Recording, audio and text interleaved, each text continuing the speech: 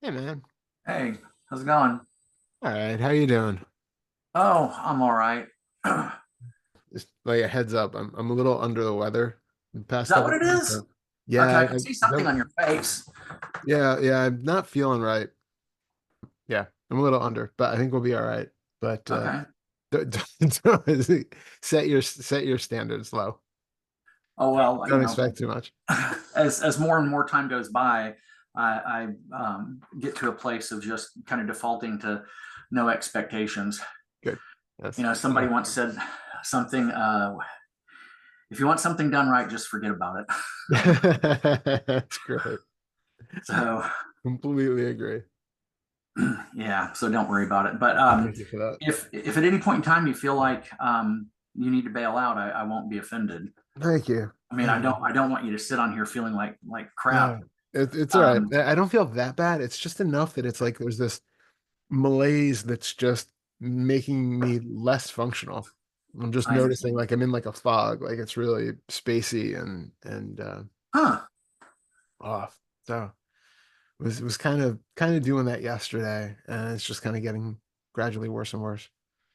So Okay. Well, we'll see. I hope it doesn't turn into anything particularly unpleasant. Thank you. We'll find out. Well, of course, I say that, and then I immediately all the past conversations kind of come rushing to the front of the mind. Like, well, that doesn't really have to be an issue. So, It doesn't. It doesn't.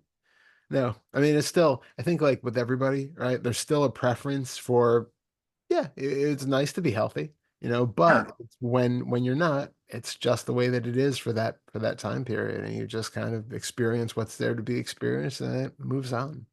So yeah, there's Well, no resistance to it, but there is an acknowledgement that like, it makes it's harder to function in certain states than in others doing different things. So sure, I yeah, understand that. that's all. Well, one of the previous conversations, because I've been listening to them, and now it's getting Mhm. to the point where there are only a couple I don't think I've listened to. So I've been listening to some of these over and over again. I'm on the second or third pass on some of these, and there was one where I had been sick and I'd just gotten over it, and I'd commented to you that I went from being completely phobic about being ill because of the fact that what year was that? That was like 2010, where between November and February, I was sick repeatedly. I mean, every time I get over it, Tuesday would bring something else home from daycare, and so I Yeah, was just almost constantly sick. yeah. And so, I developed this intense phobia about being ill, and then so this conversation, I'd mentioned that I didn't even realize it until after it was over that I'd gone through this period of being sick, and there wasn't any of the usual reactions and resistance. So, Amazing. um, you know, yeah, so I understand that it doesn't have to be we don't have to be condemned to misery. No, no. But you know, I've been thinking a fair bit about Fetters 4 and 5 for the last 3 or 5 days, and one thing that comes up a lot when considering it is I'm reminded of the Dutanga practices. The ones where they don't allow themselves. I think there are 13 of them. They don't allow themselves to sleep laying down. They don't allow themselves to Um, sit in a chair. They do all these things that completely deny them any kind of comfort until yeah, eventually the mind gets to the point where it just stops seeking comfort. yeah, And the parallels between that and Federer 4 and 5, working to try to dissolve those fetters, seems to, while not as intense, maybe even, I don't know if militant's the right word. Hang on a minute. No, come on, get out from underneath there.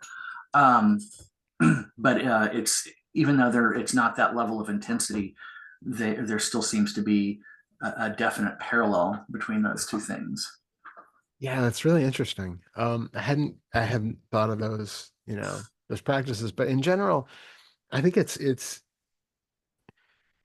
the way that we work with things. It's never about putting yourself in undue stress or And discomfort. Sitting with it when it arises, not immediately moving to distract from it or to dissipate it, but not putting yourself in intentionally cruel or painful positions because it depends. Like, and I don't know specifically, are they doing it as a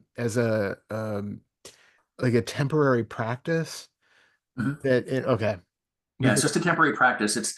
I heard Ajahn Amaro talking about it. He okay. said the idea was just to get the mind to a place where it stops looking for comfort.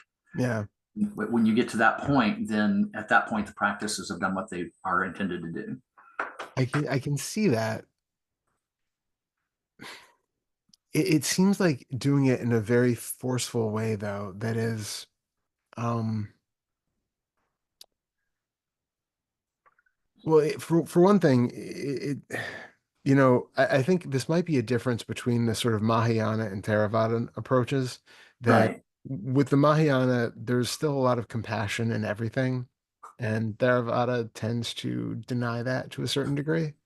So, we also want the compassion towards the body and towards, whatever this is, um, as opposed to just kind of beating it into submission or, giving it because it's sort of it stands out to me like this sort of thing of like letting a baby cry itself to sleep and eventually it'll get over it.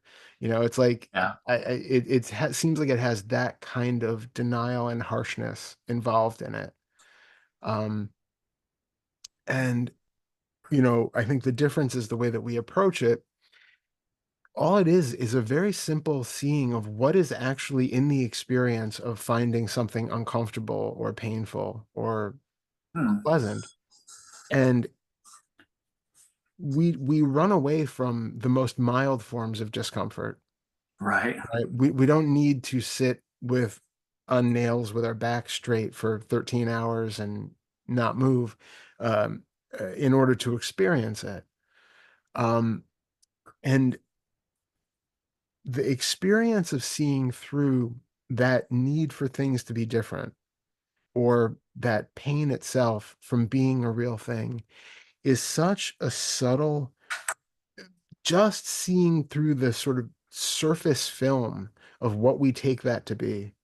It's like there's like the dislike for something is effectively no more than a thought. There's no more substance to it than a thought.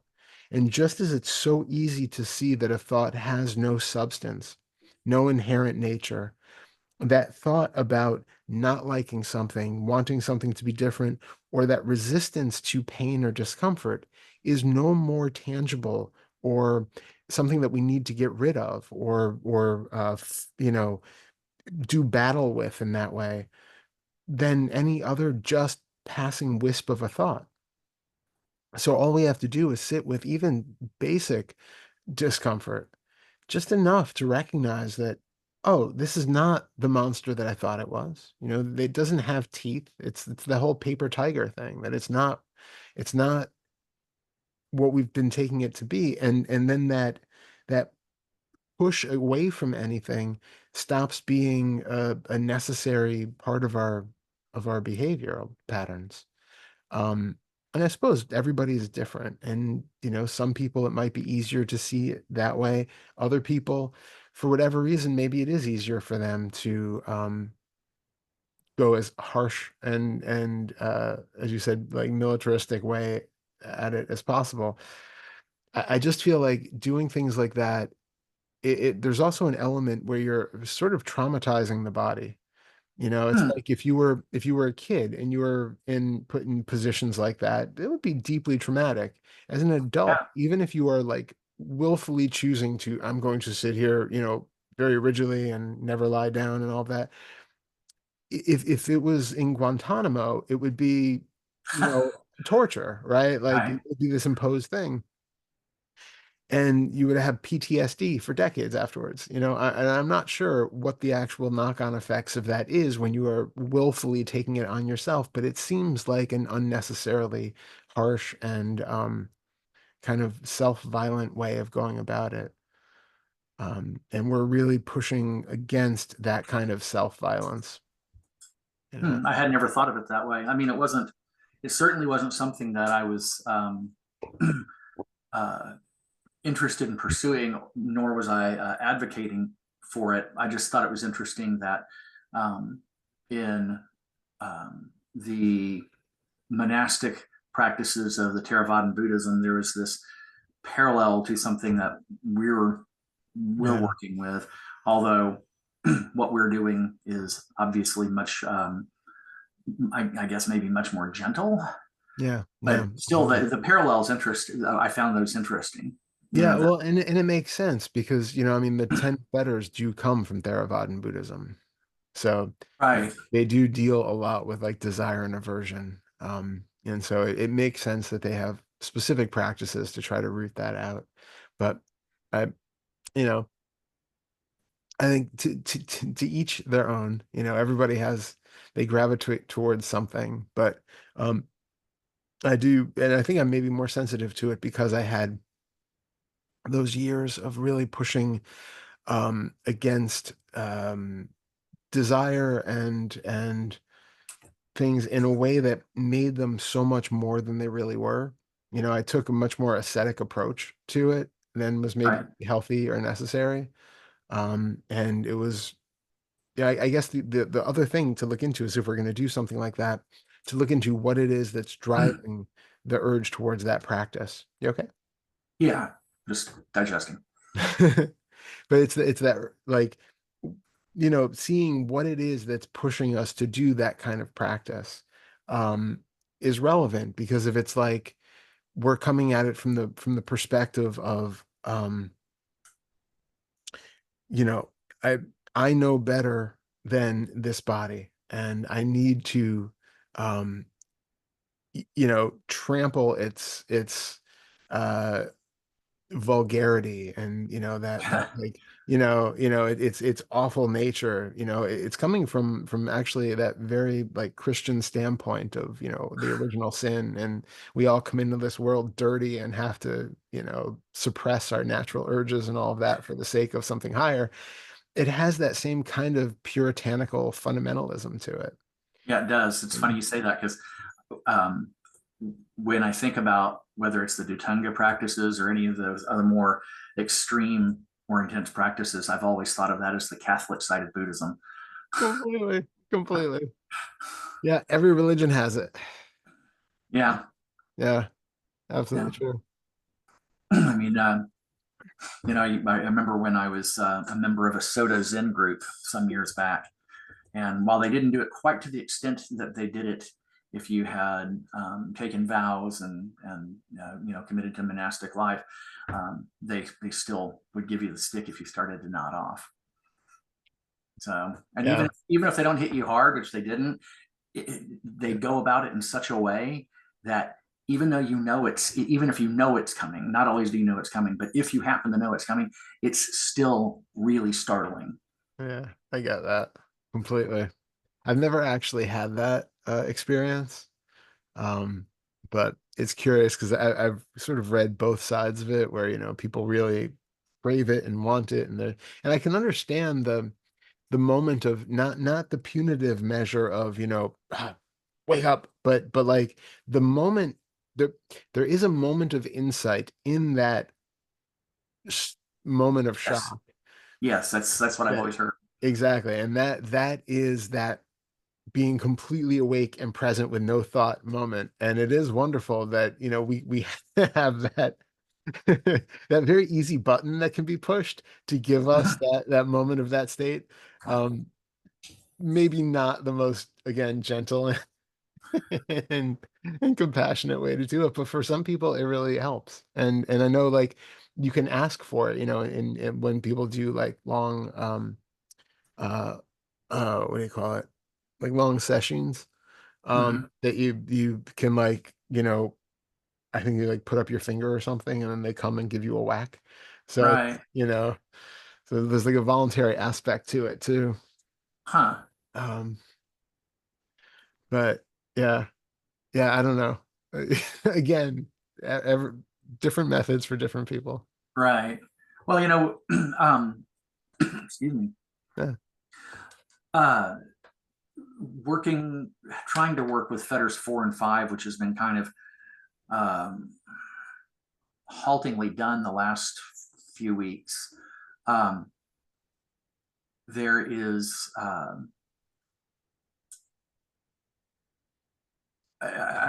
it's become I've been able to learn to see that there are some, I'm referring mainly here to physical sensation rather than emotional stuff. But with physical sensation, there is some of it that it's not a problem, and I can just put the attention on it and sit with it and let it be, and it eventually becomes no problem. And then there are other sensations that I'll try to do that with, and I just I can't do it. I wind up trying to find some way to evade it, um, tune it out, something. And it's interesting because it's not that one is necessarily more unpleasant than the other. I mean, they're probably all pretty comparable in terms of the level of discomfort and intensity. It's just they're a different quality, and for some reason, some of a different quality really just um, uh, almost impossible to sit still with. It's so interesting. I was going to ask if one was more intense than another, but you answered that. Two questions that immediately pop to mind are A, what do you mean by the quality of it specifically? And then B, is it a certain, like, are there ones that arise around a certain topic that tend to be consistently more uncomfortable than another? I don't know about the topic, and I guess I'd have to ask you to qualify that too. Mhm. But I Yeah. can tell you that. Well, I can give you examples. Yeah. So, for instance, I was having um, some muscular discomfort, and I was able to just tune into that, sit with it, and let it be, and it became no problem. But Yeah. then a couple of days ago, I got this weird um, kind of energetic um, sensation in the chest, and I don't know how to describe it beyond that. There's just this weird energetic sensation, almost kind of like this weird sucking sensation, almost like couldn't, like it was almost as if it was interfering with the breath. Hmm. Um, not that I felt like I couldn't breathe. I felt like I could breathe, but it's the best I can do to describe this thing. And for some reason, something about that sensation, when I would try to just be with it and feel into it and just stay with it, um, and get to the point where that reaction had begun to kind of subside, all I could do was, or all that was coming up was this urge to get away from it, urge to get away from it. Stay with it. No, the mind kept trying to move away Yeah. from it, find some way to distract or tune out. And so Yeah. finally, I was like, okay, this one, this is something to work on over time. I'm not going to get it Yeah. right Yeah.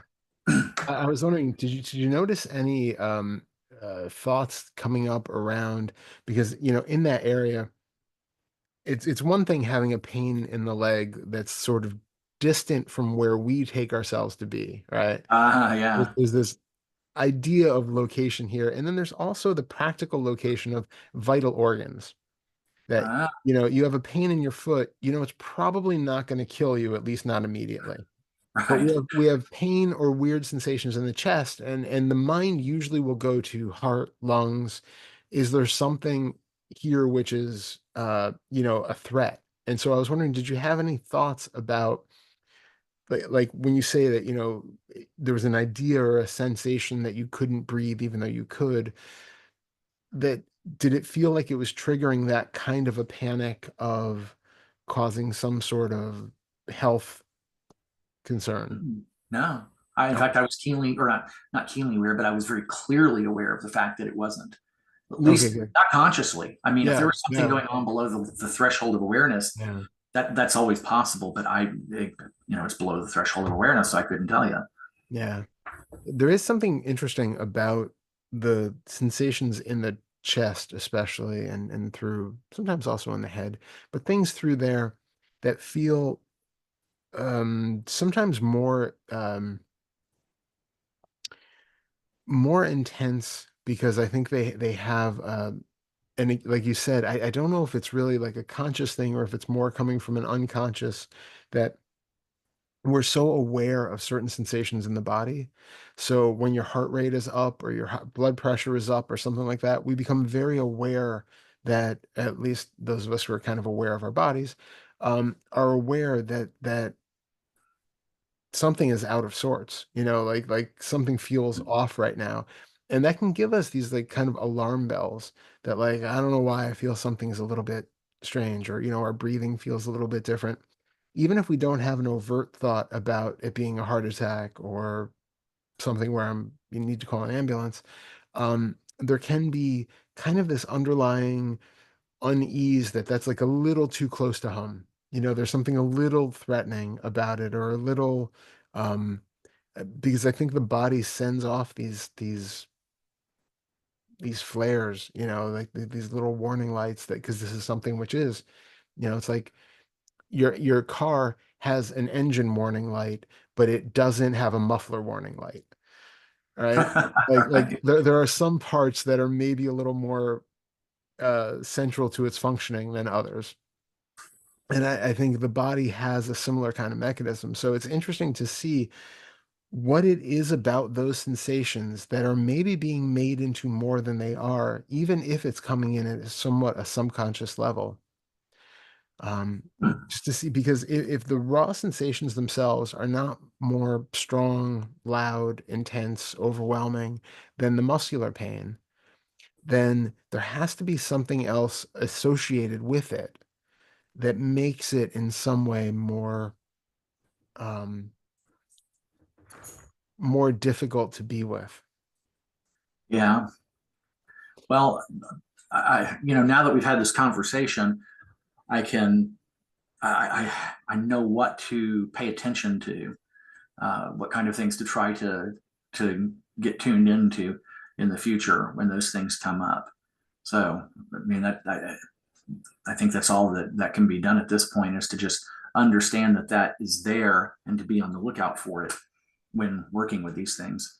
Yeah, yeah, and also get curious, like, while you're doing it, can you change something in your experience that changes that difficulty? Now, I Hmm. don't say this because we don't want to just have the habit of, like, distracting ourselves from it, because that, Hmm. again, defeats the purpose.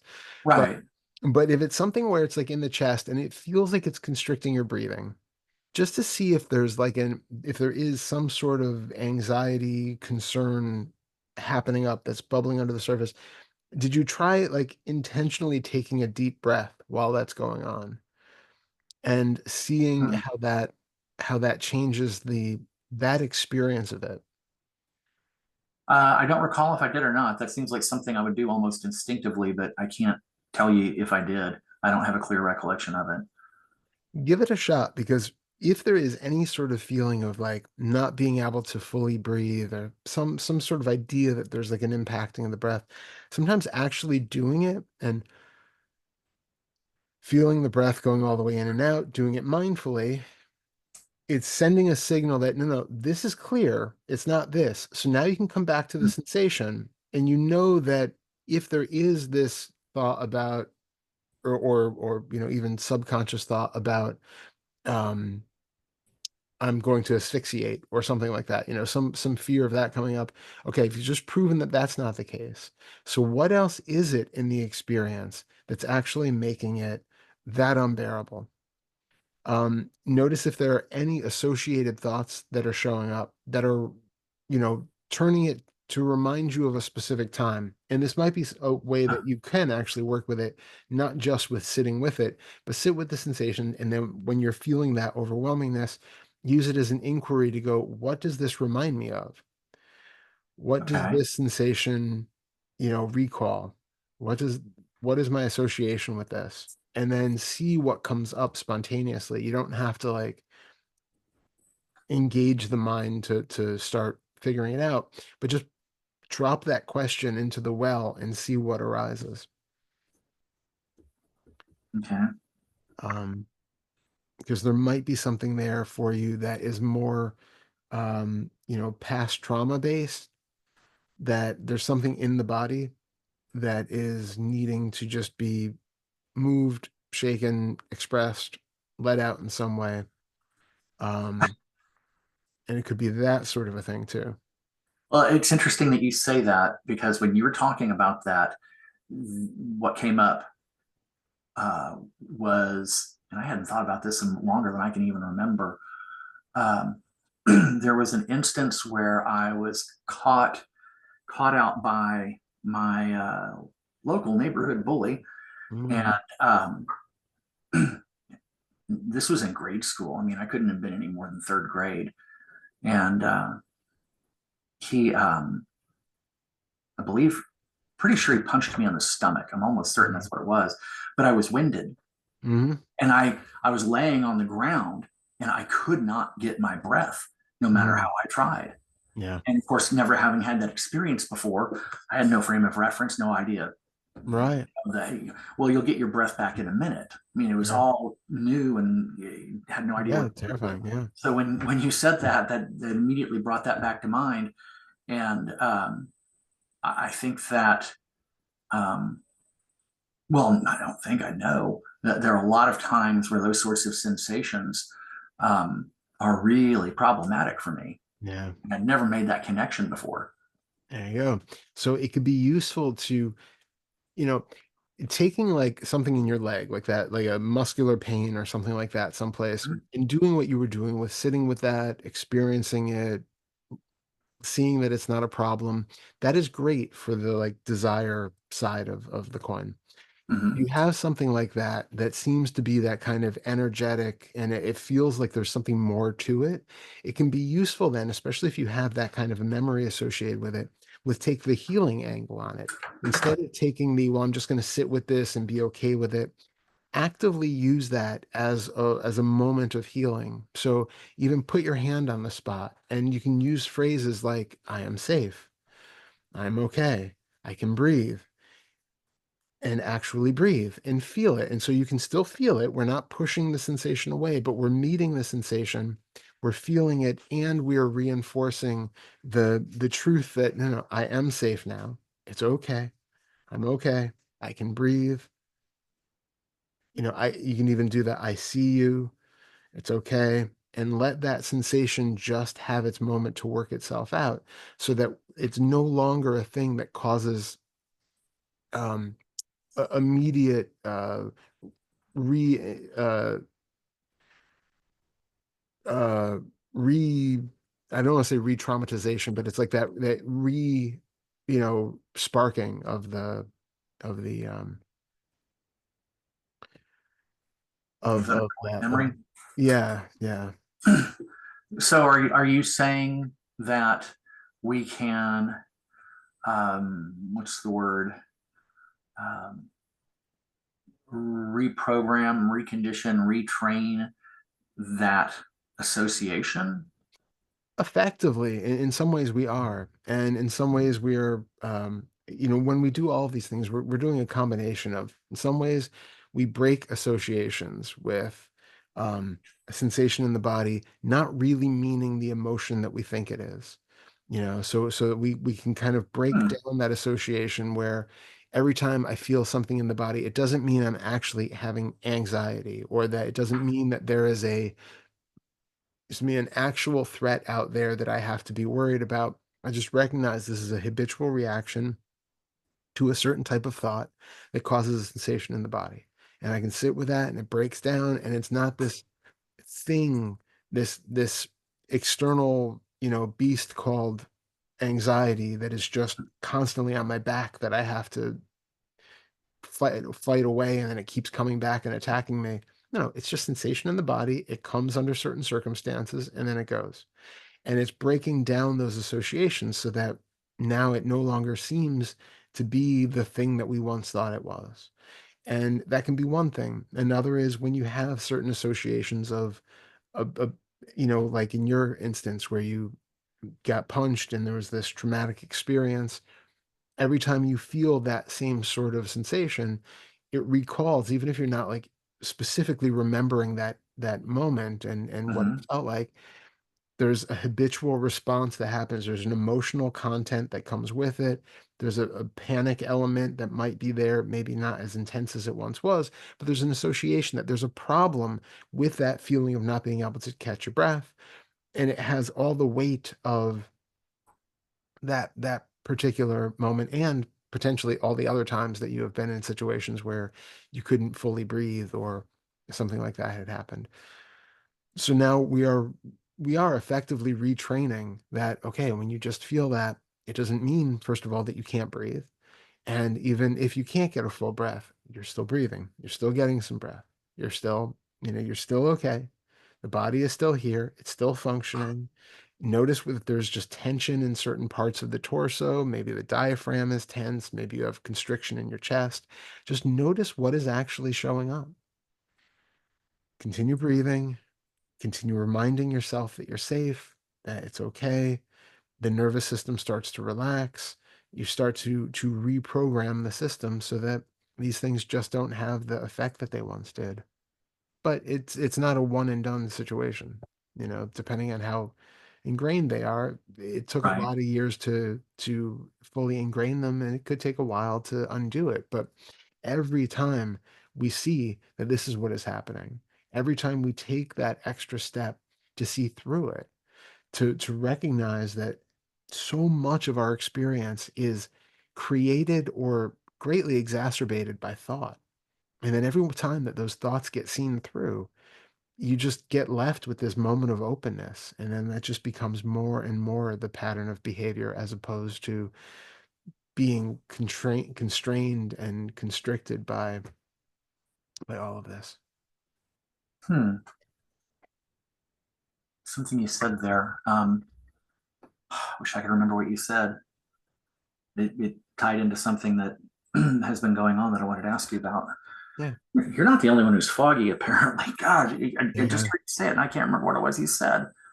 Um, well, I can't remember exactly what you said, but I know what it was connecting to. Okay. And it was in working with this, sitting with sensation. Couple of things. First of all, it really finally all became really clear. It finally truly sank in sometime in the last couple of weeks and listening to the one-on-ones, what you've been saying for a year in emails and in conversations about something happens and whatever it might be, I mean, let's say there's, Tex and Suzanne are in some huge disagreement and there's all kinds of chaos. And like, well, just go with the sensation. Just Mm. the first thing, the default position is set everything else aside and come back to the sensation. That's the way I'm understanding it now. It Yeah. seems like that's what you've been saying. And so Yeah. Exactly. that's begun to sink in. I'm starting to get that. I'm starting to do that. Love it. Love it. And Love it. and in doing that, the thing that it seems like I'm noticing is that, and I could be wrong, maybe it's just because I've been putting so much attention on it, but it seems like going to the sensation in the body is fundamental and primary, that's where everything begins. That's Yeah. the starting point for everything. And that being the case, let me see if I can get this. Um,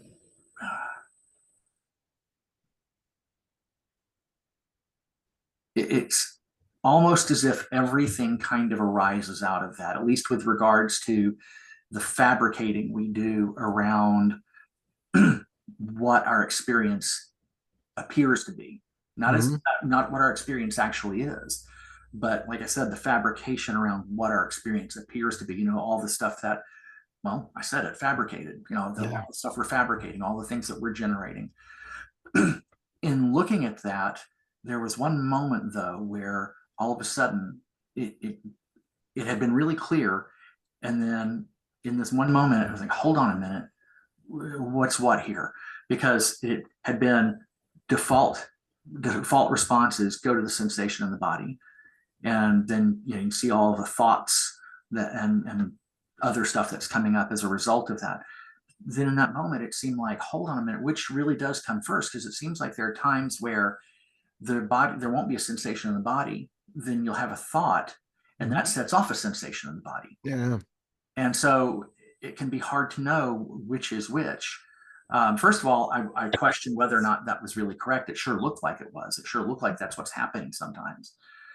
But if it is, then that kind of confuses things for me a bit because um, if the thought is creating a sensation in the body, um, it seems like there is some kind, seems like that means that there's, I'm going to put this badly, some kind of need to address these thoughts that, especially, the fact that a lot of this stuff tends to be habitual. And, we have these thoughts, these habitual Yeah. thoughts that set off responses in the body that are uncomfortable and, provoke alarm and what have you. Yeah. Yeah, well, you're right. And that's what we talk about with it's a feedback loop. So Right, both are potential, right? You can have a thought that causes a sensation in the body, and you can have a sensation in the body that sparks a thought. right, Now, where it becomes problematic is not really so much if you have a thought, excuse me, say you're really afraid of spiders, and then all of a sudden you have a thought about a spider and you feel this contraction bolt of adrenaline in the body. That in itself isn't necessarily a problem. It's just a flash of there was a thought and then there was a flash of sensation in the body. If right, you're okay sitting with that sensation in the body, then that's where it ends, right? You sit with a sensation and it doesn't go any further than just a moment of discomfort, which will only last a certain number of seconds before it fades away. The right, real problem is that we then get these feedback loops where um, I'll have a sensation, think of a spider, feel a sensation in the body, then have a thought about, oh my God, what if there's a spider in the room? And then that sends another bolt of sensation in the body. And then because you're feeling that sensation in the body, it feels like, oh my God, I'm starting to panic that maybe there really is a spider here. And now maybe it is actually going to be a poisonous spider. And then each one of those gives a new, fresh jolt of sensation to the body, and that right, sensation in the body makes those thoughts seem like they must be real and dire and something we need to pay attention to. And so, of course, we think more thoughts about the situation because it seems real and dire and like something we need to pay attention to. And each one of those gives you more sensations in the body that cause more thoughts. And these are the cycles that we get caught in without ever realizing it. And it's what makes our thoughts seem so believable and so sticky, where we can't get out of these loops and we end up spending, hours and days caught in reflection about that person who said that thing to me, or I shouldn't have done that, or, I'm such a whatever. And each one of those, every time we have one of those thoughts, it just creates more and more sensation that creates more thoughts that creates more sensation. And it doesn't stop. So to stop that, we'll never be able to stop thoughts entirely, right? right, No matter what, thoughts always happen. So what we have to do is to be able to be equanimous with whatever arises in the body, regardless. And there are times when sensations in the body are useful. If you uh, are out walking and there's a snake in your path and it's a venomous snake and you recognize that, it is reasonable to have this whoop where it jumps the body out of the way and you evade danger, and there's nothing right. wrong with having that like natural built-in bodily response. But as Yeah. soon as it's gone, then you let it go. You don't then hold on for the next 3 hours thinking, oh my God, I almost died. Oh my God. And then, creating all this story about how close you were to death and what that means. It's there and then it's gone. And it's all of that that we do with all of our other emotional stuff that, um, like if you have a fight with Tex or, she says something to you, it causes a sensation in the body, then you feel the sensation and that's just there. Now, yes, that like this is where we talk about the difference between fetters 4 and 5 and 2. So at this level, we're talking about fetters 4 and 5. So she says something, you feel a sensation in the body, that's where it ends. It stops there. You sit with the sensation and then you just allow it to be. You don't go to well, I don't think, she's right. I'm really not like that. Or I really am like that. She's right. I am such a whatever. We don't go down that road because that's just each of that is causing more. And we certainly don't externalize it and, yell back and make it Right. about her, right? So you just feel what's in the body and you sit with it and let that be the end of the cycle. Now, the more you do that, the more you get used to a thought happens, somebody says something, whatever it is, there's a "root" in the body, and then it's just, "Oh, okay," and then it just dissipates because there's no more energy behind it. There's no thought. It doesn't inspire another thought to create that cycle. It's just as soon as you feel that sensation arise because somebody has said something to you or you thought something or been in an environment where something has happened, you just feel the sensation, just be with it, just let it go. End of cycle. Okay. Now, the second fetter part of it, which makes it easier to deal with the fourth and fifth fetter stuff, is if the reason that you're getting that sensation to begin with is because you have this inherent belief about yourself that, I am a terrible person. And then somebody says something that makes me feel like I'm a terrible person and it reinforces that, then of course that thought immediately activates that sensation. And then it probably, if we're not really being aware of it, will spiral into all the other times that you have been a terrible person and all of that.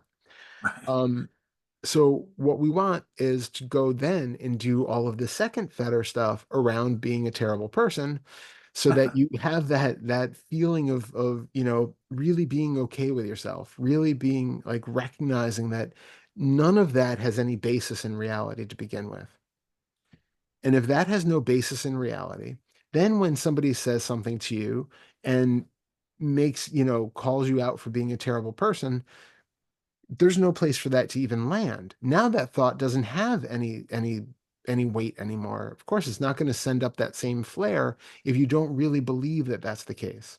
So then the 4 and 5 becomes a moot point because now there's not even a trigger there to create the sensation. But Huh. but the sensation, being able to sit with the sensation is super useful. And in that it doesn't cause that cycle to continue. It just ends it after one sine wave, it just and then it stops. There's no other part of it. You have a thought and you have a sensation and then that stops. It doesn't go back to another loop of thought, sensation, thought, sensation, thought, sensation. Right. We just have one wave and then it stops. And so what happens over time, if I'm understanding you correctly, is we retrain um, that response so that when something happens that provokes those sorts of feelings in the body, that we stop the whole thought part of it before that can take off and just come back to whatever sensation is being felt in the body, and that becomes automatic. Yeah, effectively, yeah. And we also recognize the more you do this sort of thing, that even those sensations in the body aren't that bad. And a lot of Right. times what we're doing in this way is using thought to distract ourselves from those sensations, which doesn't work because it just creates more other sensations. Right. But if you can get used to just recognizing that these sensations are not a problem anyway. You have a thought, a sensation is there, it's just sensation in the body. It doesn't mean anything. So having it, you don't need to go to thought to distract yourself from it because you're perfectly okay just feeling a little sensation in the body that's going to go away in 7 seconds. Or, or you also recognize that these sensations, just because they're there, do not mean that you are a terrible person or Right. that you are wrong or that you are scared or something else, like just because they're there, it doesn't mean that anxiety is a real thing. It doesn't mean that sadness or depression is a real thing as it is. It can be in that moment just sensation, and you don't have to then go to the catalog of all of the other associated thoughts that refer to this particular sensation that I once took to be an emotion. Right? So, like, um, if it is a thing of like depression is a really good example for that because there are certain sensations in the body that as soon as you feel them, if you have a history of depression, then as soon as you feel those sensations, you go, "Oh, I must be depressed again." You know, okay, come to what's there. What are you really feeling? The body feels heavy. there's maybe tiredness, there's, maybe your visual field looks a little dim or a little dark. You feel just a little like it's a little harder to move the body. That is what you're experiencing. This idea of depression is this other layer that we're putting on it. So come back to the actual sensations of what's there, recognize that that is all that's happening.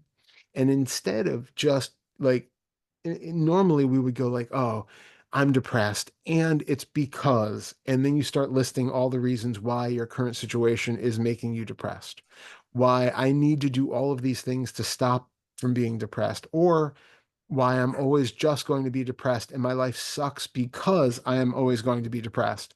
And all that does is just reinforce the sensations that reinforce the thoughts that reinforce the sensations that reinforce the thoughts. That feedback loop. Exactly. So we just stop it, be with the sensations, even if those sensations of what we would call depression are going to last for a day or a few days. It's just heaviness in the body. Just be with the heaviness in the body as long as it's there. There's a really good chance that it's just biochemical in nature anyway. It might be low in serotonin or something. And so instead of making that into a whole story about all of the other uh, past escapades of your life that have made you this way, and all of the projections of a future of misery, wallowing in your own sadness, without going to any of that. It's just, oh, feeling like a heavy body today. New experience. Okay. And Um, yeah, and so that's okay. effectively the project. Okay. So two questions. One is we're talking about a sensation in the body, and we're talking about it mainly in the context of people saying things to us, kind of this um, um, emotional um, context. Hmm. But what about unpleasant sensation reactions in the body? About say, here's one I've been doing a lot. Hmm. Um, the dog's bark, and Hmm. instead of reacting and yelling for them to be quiet and what have you, I just I don't react. I don't do Hmm. anything. I stop. I feel the shot of adrenaline. I wait a minute, and then I proceed to. All I have to do is go get a water bottle. We have a spray Yeah. bottle, and don't even have to actually pull the trigger on the spray bottle. All they Yeah. have to do is see it, and everyone quiets down. So wait a minute, wait for the reaction to pass, then get up and go get the spray bottle. Walk around, make sure everyone feels fully convinced as to what the Uh-huh. state of things are, and then go back to whatever I was doing. Uh, Um, so so whether it's the dogs barking or um, text can be really, really loud here sometimes. I mean, so much so I've even heard her in the one-on-ones with the door closed and the towel against the oh gap wow. at the bottom of the Yeah. door. There are a couple of times where I can hear her yelling in the background. And Wow. so, and that's been a sticking point. Suzanne and I will say things to each other about it would be great to have some quiet. Yeah. Well, I was sort of that kind of, tipped me off like, okay, it's just sound, right? So let's work with that one. So I'm Wonderful. assuming that those sorts of things are just as valid as anything Oh, else. absolutely. And I would say there probably is actually an emotional element even to that, because what happens when you Hmm. hear a loud noise? When the dog barks, when she yells, you get startled, right? Right? Yeah. That reactivity that was there, the sensation in the body, then the reactivity where in the past you would have yelled at the dogs or something like that, that is Right. coming because you are uncomfortable with that feeling of being startled. Right. So there is an emotional, it's not like a, depression, sad, happy kind of emotionality to it, but it's this disliking of the emotion of being kind of that startled, that moment of fear that I is see. uncomfortable. Okay. And so then that leads us to lashing out at the thing that made us feel that uncomfortable fear. And again, it puts the blame Uh, elsewhere and also makes it so that now I'm not feeling that anymore. Now I'm feeling righteous indignation. It's so much better than feeling fear and vulnerability. okay. Yeah. All right. So it's still coming from the same place. So it's excellent that You hear a bark, you get scared for a moment, it startles you. Just feel that what it's like to be startled. Just feel the resulting energy in the body. It's like I use the metaphor all the time of like ringing a bell, and it's like the bong, the bell happens, and then you just notice the sensations that ride out, the vibrations after the bell has been rung. Dogs I see. dogs bark, triggers that bong, and then you just ride with the sensations and just let them go until they dissipate. Well, another one that's less, and they're probably still, I guess, based on what you just said, there's still the component of feeling, some sort of feeling there, um, but it doesn't have quite the, I don't know what the word is for it, the intensity or what have you, of getting a shot of adrenaline. When the dogs, we have, most of these dogs are anxious to varying degrees, seeing as how most of them are from shelters, and Hmm. that's what their life was like before they were left at the shelter. But anyway, all of them have some degree of anxiety or being ill at ease, and so they lick themselves a lot. To apparently Hmm. that's how they deal with it. And that licking sound will drive me nuts. And so it's just been in the last week that I realized, oh well, hold on a minute. Here's another window of opportunity. And so, and I knew it was going to go on indefinitely. So I'm Yep. laying there in bed reading. I put the book aside. And I'm just going to just sit there and listen to the sound and feel that. I don't even. He's calling it irritating. Yeah. Quite right. I don't know what the word is for that, but Yeah. I mean, it really is like. You know, we're just going to Yeah. sit with this. We're just going to stay with this. Amazing. And here's the thing is I kept thinking, well, if this is a feeling, this is supposed to write out in 7 to 11 seconds. It doesn't because it keeps getting I was re-triggered just gonna every say you time keep they hearing lick. the sound. Yeah, exactly. Yeah. And so Yeah. you're left with nothing else but to have to deal with this because it just keeps Yeah. getting re-stimulated over and over and over. Like how how long do you have to sit with this before you get to the point where that something kind of breaks, so to speak, and you go, all right, it's just sound, just a feeling in the body. Haven't gotten there yet. I'll let you know when I do. Yeah. Hey, well, here's a little hint for you too on that one because Okay. misophonia is a thing, right? That's Okay. what you're experiencing. All right. That sort of rage that comes from hearing a sound like that, so many of us have like chewing, licking, those kind of sounds can be really triggering for people, and Right. um one reason why some of these things are because has nothing to do with the actual sound, right? Like Right. for you, it's like deeply unpleasant. For someone else, it might be like the sweetest sound in the world. Like, oh, isn't that sweet? They're just casually, you know, casually licking themselves. So what you want to do is not to, we don't have to go the psychological route of like, why do I feel particular disgust and outrage at this sound? Which there might actually be something buried underneath there. Hadn't But but thought e- about it. but even without going down that route, um, what's important is that usually when we are susceptible to that sort of misophonia, irritation, and rage, it's because there's something else going on in our life where we feel that sense of stress. Like you're already under Ah, some sort of pressure, some sort of discomfort. It's usually not when we're just like totally happy and content with our lives. And then also when people chewing next to us makes me want to stab them with a fork. Like that's usually not the immediate go-to. So it's more of a it tends to often be more of a symptom of a greater underlying sense of unease that's being um, almost localized. It's like I'm feeling kind of uncomfortable in life, but it's that freaking dog licking himself that is the cause of it. And it really focuses it down to that thing. And I remember I went through years of that, where I don't think I ever had it growing up. And then there was a period when I was taking care of my mom when things were like really, really stressful. And then there would be a thing about like chewing and like this like riding in the car with like no music on or anything, and like hearing breathing sounds or like mouth Hmm. sounds. It was just like, just wanted to like tear my skin off. Like it was so irritating. And it was because there was so much stress all the time. The body was in such a heightened state that it's like that little bit of extra something, which I think for I think also part of it is that the sounds that tend to irritate people the most with this tend to be things which are very intimate sounds, I would say. Hmm. They tend to be a lot of mouth sounds.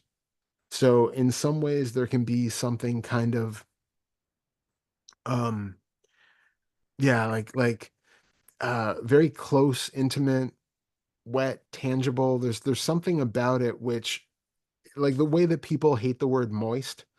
It's like it's kind of like the auditory version of that with just sound. There's something that feels particularly um vulnerable or triggering in a way. Huh. And so yeah. So but the things to do would be A, to notice what else has been going on. Like how is the system really feeling? What were you really feeling? Were you completely at ease, completely comfortable before that started because the dog started licking? Or was there something underlying that to begin with? Is there a general sense of dis-ease or discomfort which is completely I mean that's there, has nothing to do with them. But then when you are doing that, and I applaud you practicing like that and just being like, no, no, I'm going to do it. I'm going to sit with the sensation. I'm going to feel it. Pay so much attention, not just to the physical sensations in that case, but to the sounds to see Hmm. why would a sound cause that sensation? Like, what makes that particular sound disgusting or irritating or frustrating? Right? It's not painful. It's not like a high pitched Right. feedback noise that's like actually hurting my ears. It's not a deep rumbling that makes it feel like I'm going to throw up. Like it's just this completely middle of the road, light, quiet sound happening over in the corner. Why does that have so much power behind it? So just like you would sit with the physical sensations of pain and feel that if you take the label of pain off, you start to see that the sensation itself starts to break down and has all of its little particles and floats around in space and is no longer, it loses its negative valence. The same with that auditory sound. You can just listen to the licking so closely that it's no longer the dogs licking themselves or has any sort of negative connotation to it. It's just a series of tones and textures. And like what in that could possibly be problematic or triggering in any way? So we Hmm. want to break down that association of that licking as being something annoying, as being something that could even be triggering. Hmm. Okay. And as you're saying that, the first things to come up, we're thinking about events that have been going on in our lives for the last year or few years. And I realized, I don't think that's necessarily the case because I remember when we got our first dog as a couple back in 96 or 97. Um, he was bound pretty tight, and he would do that. He would lick himself endlessly, and used to drive me nuts back then. So I'm not sure what's going on there, but I think it's um, something that's been carried around for a while. You know, Yeah. I'm not sure what that is. Huh. This is that same kind of like we talked about at the beginning, where if you sit with a sensation and just recognize the that thought-based aspect to it and how thin and easily puncturable that is, that that dislike of a sound is just a thought that seeming irritation that comes up when you are hearing that sound that makes it Mhm. into something else, it is just as thin as a thought. It's not Hmm. an inherent way of being. It's nothing inherently associated with that sound. I see what you're saying. Okay. Huh. Because I don't even know what the thought would be. I'm thinking about it because Mm. Godfrey's over here doing that as we're talking, and even though I'm partly, I mean, I'm hearing it, but 95, 98% of my attention's here. So I guess that's kind of muting that reaction to the sound. But um, uh, I'm not. I'm not. I'm not seeing or hearing any kind of um, verbal, the mental talk. No. And So, there might not be something that's that overt, but it's the idea that you have, right? Because you already have a bias towards it, that mhm. it's a terrible sound, it does something to you, right? So there's a bias there, which is just a thought. So it sounds like you're talking about what, if we're going to be Buddhist about it, what would be called sankhara, a Uh, preconditioned something in the mind, a Yeah, preconditioned idea. yeah, exactly. Okay. All So right. so right now, if he's doing it right now, take a second to focus like 100% of your attention on that sound. We're not going to get that lucky. He decided he's had Oh, enough, he's stopping. Okay. yeah, which is And really unusual. well, if he starts up again, let me know. And Okay. yeah, because we really want to focus like 100% of attention on it and just Okay. see if this is like when we talk about the seventh fetter, the making something out of nothing, where Right. what else are we putting on any given experience beyond what it is? And Hmm. so there's just simply a sound, right? Like if you're sitting there, he's behind you and you're hearing the sound, Hmm. you wouldn't know just by the sound alone that it's a dog licking himself. Not if I hadn't heard it before now. Right. And even now, right? Like if you just hear it, he's behind you and you hear that sound, there has to be a memory. There has to be an association that I says, see. oh, I've heard something similar to that. That must be what it is. And there's like, there's a whole stream of it. Like I have a dog in my room and if you didn't know that the dog was in the room and you just heard this sound, you wouldn't have any idea what was causing that particular sound. And the question is, would that sound then have that same emotional weight? Mm. So we're going back to that idea that um, um, you had mentioned in regard to, um, and this was almost this time last year. This was during the group with Kristen and Kaiser. Hmm. You suggested when it came to having strong unpleasant feelings about having to clean up after the dogs or unload the dishes, whatever, that don't don't get caught in the trap of a memory about all of the times before. I think you likened it to that movie Memento. Hmm. That what if you had no memory? If you had no Yeah, memory, then this would be the first time, and every yeah, time would be the first time. So it's yeah, that same idea. yeah, exactly. Okay. Exactly. So see what in your actual experience is happening. When you are hearing the licking, right? Genuinely, what is the experience of just hearing that when you can't even put the label licking on it? What is just that, right? Like you put on an album, right? It's a new Mhm. album you've never heard before, and it starts out with that sound.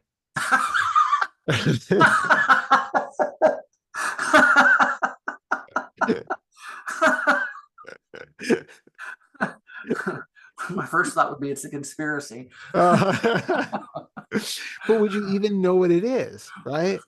Like is it something where say it was, somebody licking a popsicle, right? Like would that give you the same triggering sensation Hmm, as knowing that it's your dog, good question. right? Or if it's just somebody taking a sponge and dragging it along their hand, right? Would that give you the same sensation? There's an idea that we think we know what it is, and such, so it has this whole like unconscious tree of associations with it. Right. What is really there is just this sound that is happening, which Mhm. has no connotations on its own. There's no good or bad to any sound. There's really no unpleasantness or pleasantness inherent in any sound. We can have associations of it, and we can say this one hurts, this one is enjoyable, this one feels good, this one doesn't. Those are all secondary, right? No sound is inherently problematic or Pleasant or pleasant. unpleasant. Yeah. So we want to really be able to view them from that kind of perspective. So you're saying viewing them or experiencing them from the perspective of without all of the associations and all of the preconceived, pre-made mental stuff, just the way Yeah, you put it a moment ago, that it's neither pleasant or unpleasant. It's just a sound. We're trying to get it from that angle. exactly. Um, okay. Well, hold on a minute. Mhm. So you're are you saying that that's where we're trying to get to, or that we're trying to get to a point where we can experience things from that neither bad nor good uh, uh, um, what would you call it, uh, way of experiencing it? Ultimately, when we talk about, what we've been talking about thus far has been mostly fourth and fifth fetter stuff about being okay with the discomfort that comes when something arises. What we're talking about now is the seventh fetter version of being able to see things without any of those associations attached to them. And yes, it Okay. is something where, we don't go through our life like not knowing what a plant is, or, Right. those associations still happen, but it is Yeah. possible to experience these things in temporary situations where there is no association and there is no pleasant or unpleasant nature. And it's something where the more we practice it, we can drop into that where, you're in the city and you smell bus exhaust and you hear the sounds and all the car traffic. And it's like, if that used to be a triggering thing for you, you can, for that moment, just drop into the raw experience of the scent and the sound, and it just becomes its own unique experience for this moment that doesn't have that negative connotation that you then have to fight against. It's just, yeah, things are just as they are. Well, it And seems like I could be completely wrong about this, but it seems like with enough time and practice that you get to a point where even though the mind is still going to do what it's going to do, that we don't have to, without having to try to make the effort to do it, and just as kind of a default position, could experience things that way and just kind of stay out of the path of the mind's activity around it. hopefully, the more and more we get used to it, the more and more that can become a thing. Okay. Um, I can't say that, and the mind obviously is always going to have its processes. It's going to have its Right. programming and all of that, but I think we tip the scales, and then it starts to, instead of being all reactivity and all dislike and judgment and all of that, that starts to get phased out. And then it just becomes more and more the experience as the experience is. Well, Um, the reason for saying that, I mean, there are a couple of reasons, but one of the big ones is that um, for the last, I don't know, month or so, there has been, and it's not anything that where an effort's been made. It happens all on its own. There's not any thought around it or any effort or any exertion or um, anything of that sort. But there have been things that would normally cause that would provoke a response or reaction, and it just doesn't happen. So amazing. that kind of points towards, well, what does this look like when this deepens and matures over time? Yeah, absolutely. So Yeah, it's perfect. so all of this has been talking about, unless I'm misunderstanding it, all of this has been kind of in the arena of aversion. So what about the other side of it? We've got desire and aversion, but it doesn't seem Hmm. like much has been said about the desire side of Yeah. Well, how has that been showing up in your life? it. um, well, it's the typical Western consumer sort of idiocy, uh, um, going after things, acquiring things that really questionable whether or not they're needed. Well, no, actually, it's not. They're not really needed. Only food, water, shelter, and medicine are needed. Um, um, yeah, that's the simple sort of general all-purpose answer. Well, my simple general all-purpose response is that, um, or generally speaking, desire and aversion are effectively two sides of the same coin. Right. They are, almost synonymous. So if you are desiring for, say, well, in general, if you're desiring something, it's because you have aversion to what is actually here. The feeling that you have now with the idea that without something else, like I'm uncomfortable now. The idea is if I have this other thing, that will make me feel better. That thing holds a promise. So I crave it because I don't want what I have now. Well, and That's, because we don't want we have. Hang on a minute. So I say I, this. We don't want what we have now because there's something wrong with what we mhm. have now. Yeah, Okay. exactly. And there's a hypothetical promise that the mind does that this other thing is going to be the thing that's going to make me content and happy and fix whatever problem I have now. Mm-hmm. And then we get that thing. And then, of course, there's something else because we haven't really solved the issue. There's still a discomfort here for something else. And then the mind says, oh, but you need that other thing. And well, okay, well, I'll get that and then I'll feel better. And so we're constantly in that cycle of really just having aversion to something or everything and then constantly craving for things to try to right that wrong. um, and conversely, we could also say it from the opposite angle that I crave something because I don't want what I have. I either have something that I don't want, or I have what seems like a lack of something that, and the idea is if I had more of this thing, that I would be happier. So, for instance, guitars, right? Like we have the idea that, oh, but if I had that one other guitar, that would be the thing. I'm going to really be fulfilled when I get that guitar. It does something none of my other guitars do. It's unique in some way. I will feel better if I get that guitar. So what are you feeling now that feels unsatisfied with the number of guitars that you have? Right? What feels unsatisfactory about this moment that that guitar is promising to somehow distract you from or fix? There might be more, sort of the trickier ones would be like, say you don't have a car and you have the idea that if I do get a car, it's going to Mm-hmm. make my life so much easier because now I don't have to take the bus anymore and, walk on foot, Right. stand in the rain and all of that.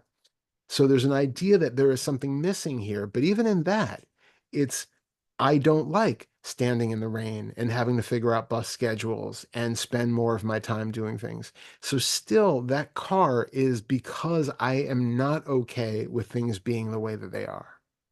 Right. So it's always a response to what is happening now that I do not like, and I would prefer something else to be there. I want something else to be the case so that I don't feel this discomfort anymore. Because I'm uncomfortable having to get up an hour early to go to work to take a bus. So that feels uncomfortable. If I get a car, that will solve that problem. Hmm. Right. Right. So that's one where we can kind of make more practical uh, concessions to. I'm not saying that it's not okay to get a car, right? But Right. it's just as far as this work goes, it's looking into what is the actual root of that? Yes, it might actually be practical to have a car. Fine, go for it. But recognizing that it is coming from a place of discomfort that is promising to be remedied in some way. And is that how all desire works? And effectively so. A desire is always a distraction from feeling something that we have.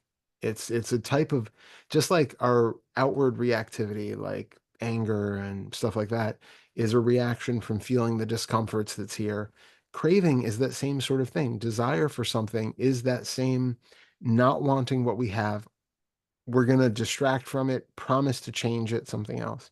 Even the desire for enlightenment is saying Mhm. things are not okay the way they are. I need to be better or less me or something in order to not feel this way anymore. Right.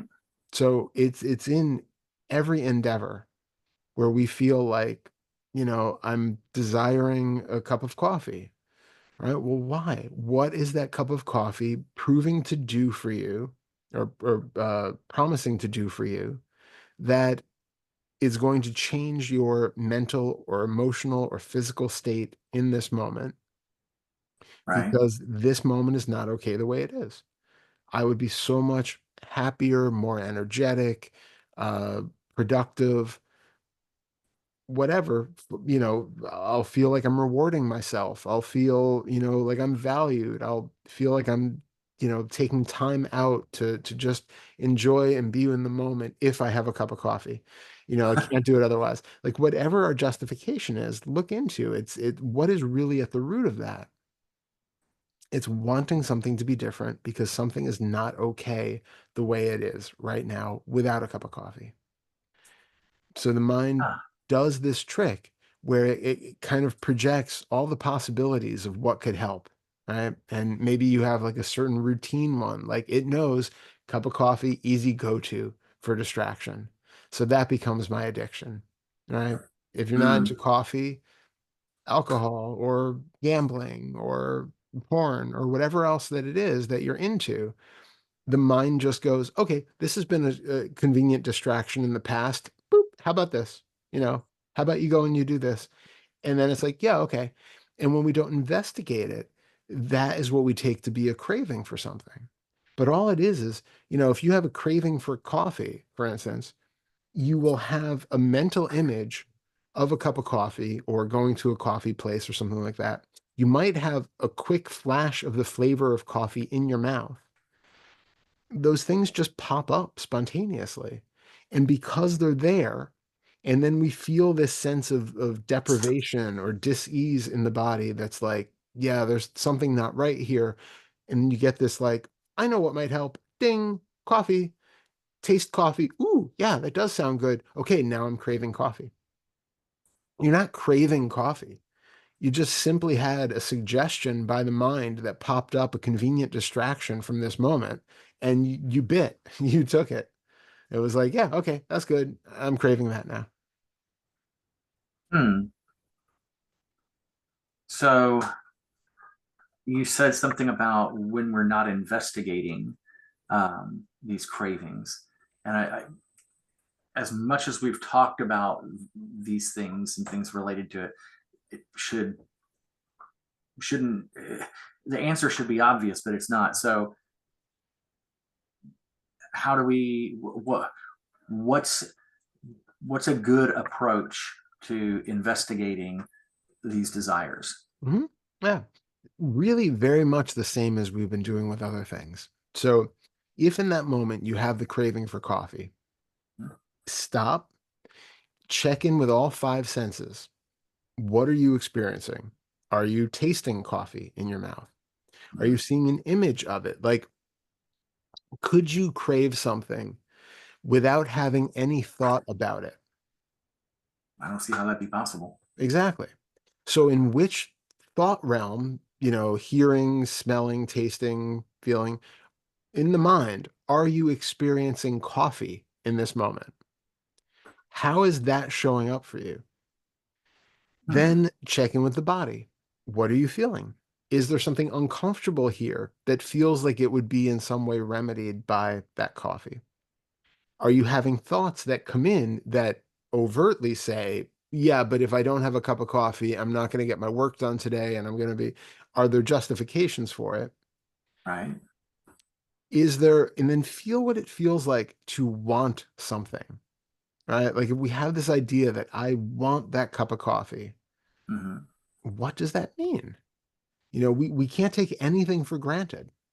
Uh, Explore the sensations of wanting. What is it for you that wanting feels like? And how do you know that it's that? So you dig into your physical sensations. So again, you have the cup of coffee in the mind, you can see an image of it, you can taste it in your mouth, feel what's happening in the body. Do you have a feeling like for a lot of people, it's almost like a magnetic feeling? It's like a pull in the chest. It's like something that's like sucking us towards that thing.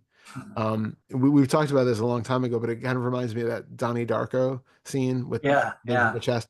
It's that kind of like it feels like there's like this magnetic pull.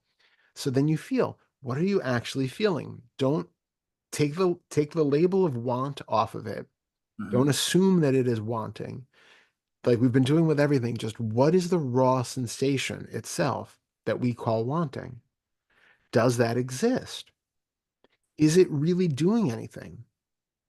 Does that sensation in the chest or the throat or wherever you feel it, does that actually mean that you need a cup of coffee? And does it actually pull you out of the chair to go get one? What is it really doing?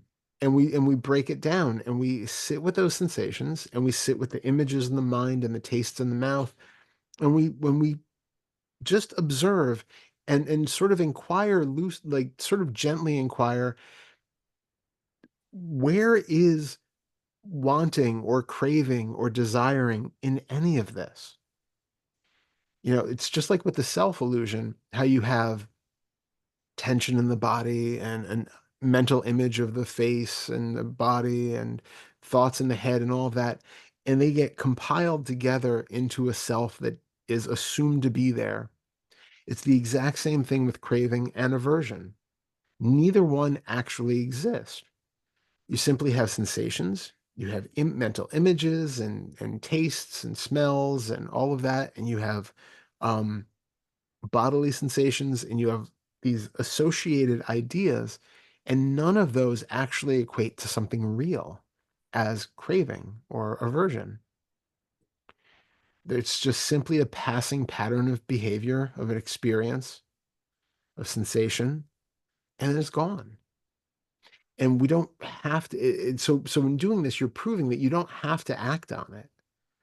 Whereas at one point, it was like every time that image came up to the mind or the taste came into the mouth, you had to go to the refrigerator and get the food that popped up, or you had to do the thing that it was calling to. Now it's like, oh, it's there. It's not calling for anything. Like you have the ultimate freedom there to do or not do regardless. It has no actual play on what the next moment holds in store.